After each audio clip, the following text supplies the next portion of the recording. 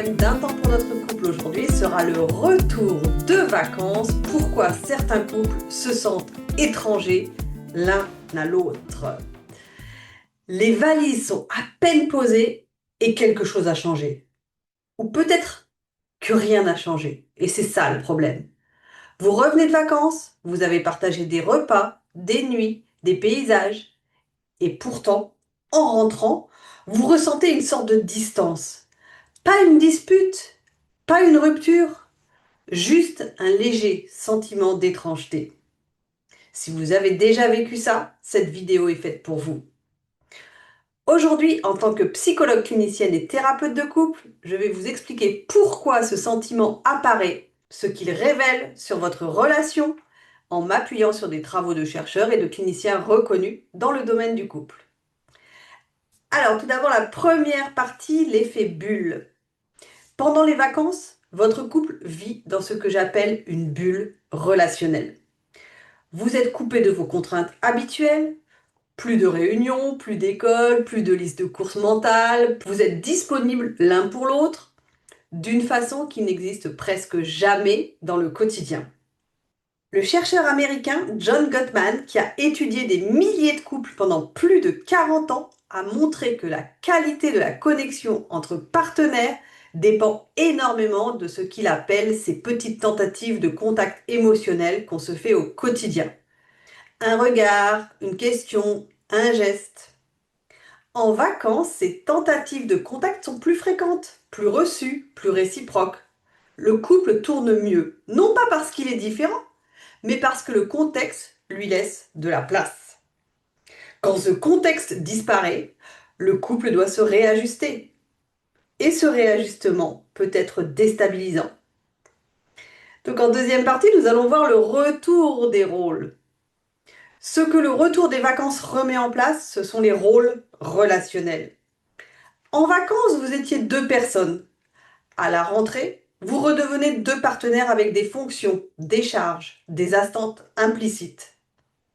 Sue Johnson, psychologue canadienne et fondatrice de la thérapie de couple centrée sur l'émotion, explique que les couples organisent leurs relations autour de cycles d'interaction répétitifs.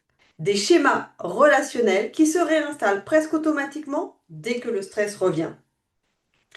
Et la rentrée, c'est précisément ça, un retour du stress, de la pression, des responsabilités. Les schémas se réactivent en moins de 48 heures. Certains couples vivent ce retour comme un soulagement. La structure les rassure. D'autres le vivent comme une perte, parce qu'ils avaient entrevu pendant quelques jours une version d'eux-mêmes qu'ils préfèrent. Ce sentiment d'étrangeté vient souvent de là. Vous avez goûté à quelque chose et ça vous manque déjà. En troisième partie, nous allons voir donc du coup l'intimité de circonstance versus l'intimité réelle. Il y a une distinction essentielle en thérapie de couple que j'aimerais vous partager ici. C'est la différence entre l'intimité de circonstance et l'intimité réelle de tous les jours. Esther Perel, psychothérapeute belge mondialement connue pour ses travaux sur le désir et la vie amoureuse, dit quelque chose de fondamental. La proximité physique n'est pas l'intimité. On peut partager un lit, une table, 2 semaines de vacances et rester profondément seuls l'un par rapport à l'autre. Dans le même esprit, David Schnarch, sexologue et thérapeute de couple américain, parle de ce qu'il appelle l'intimité différenciée, la capacité à rester soi-même tout en étant pleinement avec l'autre. Selon lui, les couples les plus solides ne sont pas ceux qui fusionnent, mais ceux qui savent maintenir leur individualité dans la proximité. L'intimité de circonstance, celle que les vacances créent, est belle et précieuse, mais elle est fragile parce qu'elle dépend d'un contexte extérieur. L'intimité réelle, elle, résiste au quotidien. Elle existe même quand vous êtes fatigué, même quand la vie pèse. Et voilà la vraie question que le retour des vacances pose.